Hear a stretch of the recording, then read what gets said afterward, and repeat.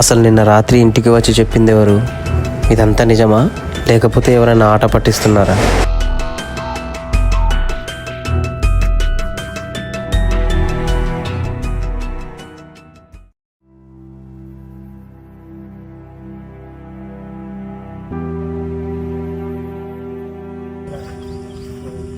రే ఏంట్రా ఇంత పొద్దున్న వచ్చినావు? ఒక్కనే 50,000 ముద్దాం అనుకున్నావా ఏంటి?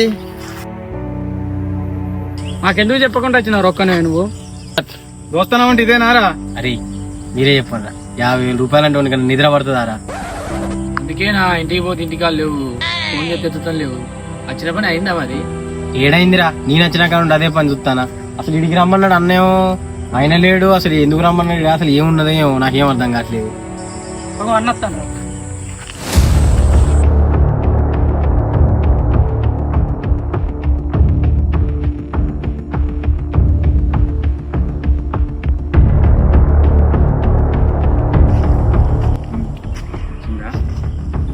పనేంటో చెప్పండి.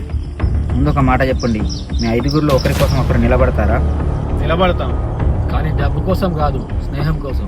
బాగుంది.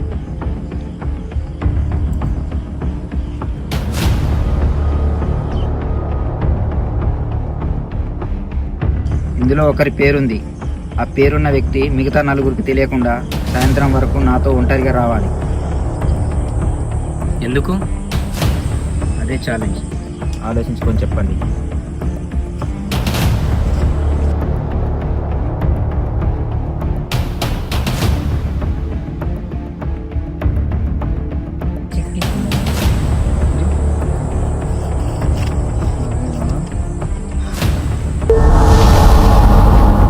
ఏమరా అట్లా చూస్తాను? ఎవరి పేరు ఉంది అందులో? సరే ఎవరి పేరున్నది? అరే నీ పేరే ఉంది ఇందులో. అరే నీ పేరు ఉందేంట్రా? అంటే నిన్నే తీసుకెళ్దాం అనుకుంటాడు.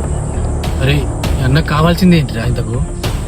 నాకేదో తేడా కొడుతుందిరా అన్నం చూస్తే. నాకైతే అర్థం కావట్లేదురా, అసలు నా పేరు ఎందుకున్నది ఇందులో. నిన్న నైట్ కూడా ఇంటికి పోయిన తర్వాత పడుకునే ముందు ఎవరో ఇంటి బయటకు వచ్చి నువ్వు ఒక్కనే వెళ్ళు, మీ ఫ్రెండ్స్ నమ్మకం అని చెప్పి బయట అనేసరికి నేను బయటకు వచ్చి చూసిన. అసలు ఎవరు కనపడలేరా బయటకు వచ్చి చూస్తే. అందుకే నేను పొద్దున మీకు ఎవరికి చెప్పకుండా నేను ఇక్కడికి ఒక్కనే వచ్చిన. అసలు ఏం జరుగుతుంది, అసలు ఇందులో నా పేరు ఎందుకున్నది, అసలు నేను ఎవరురా? నాకు కూడా ఏదో తేడాగా అనిపిస్తుందిరా. పదండి ఇంటికి వెళ్దాం, డబ్బులు వద్దేమవుతుంది ఇక్కడ ఉంటే అయ్యేటట్టు ఉన్నది. అవునరా, పోదాం బాండ్రా. తమ్ముళ్ళు ఒక్క నిమిషం.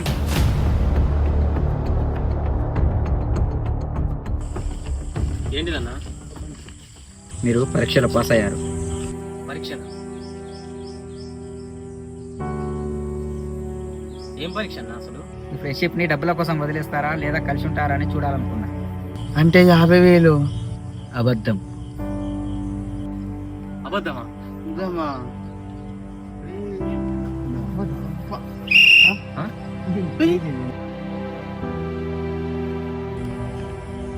అరే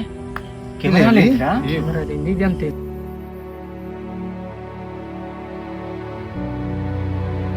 నేను ఒక సినిమా డైరెక్టర్ని. ఫ్రెండ్షిప్ మీద మంచి షార్ట్ ఫిలిం తీయాలనుకున్నా. మీకు తెలియకుండా చాలా రోజుల నుండి అబ్జర్వ్ చేస్తున్నా. ఈ కథకు మీరైతేనే కరెక్ట్ అనిపించింది. డబ్బు కోసం ఫ్రెండ్షిప్ ని వదిలేస్తారా లేదా ఎంచుకుంటారా అని పరీక్షించా. కావాలంటే చూడండి మొదటి నుండి తీసిన వీడియోలు.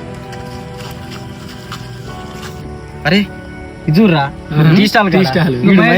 ఎట్లా కూర్చున్నాడు కుర్చీలో? ఇది నవీన్ గాడు ఇక్కడ.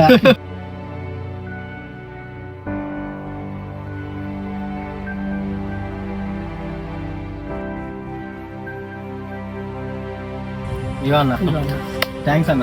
అంటే 50,000 లేవా? కనీసం టీ డబ్బులు అని ఇవ్వండి. సరే ఇస్తానులే. పదండ్రా, ఈ రోజైనా అప్పు లేకుండా టీ తాగుదాంరా. థ్యాంక్స్ అన్న. ఓకే అన్న. థ్యాంక్ యూ అన్న, మంచిగా తీసుకున్నా. ఓకే.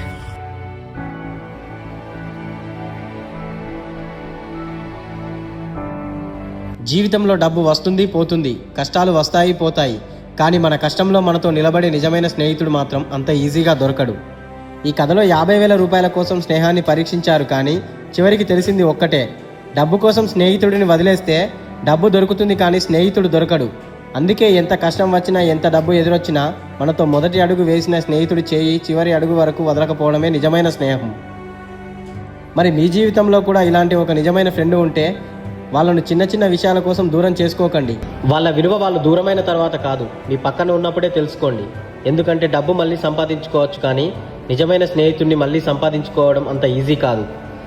మీకు కూడా అలాంటి ఫ్రెండ్స్ ఉంటే ఆ స్నేహాన్ని చివరి వరకు నిలబెట్టుకోండి.